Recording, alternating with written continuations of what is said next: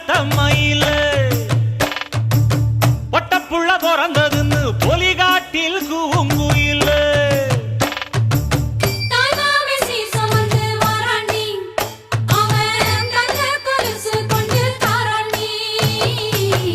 இரு சுமந்த சாதி சனமே ஆறு கடந்தா ஊரு வருமே.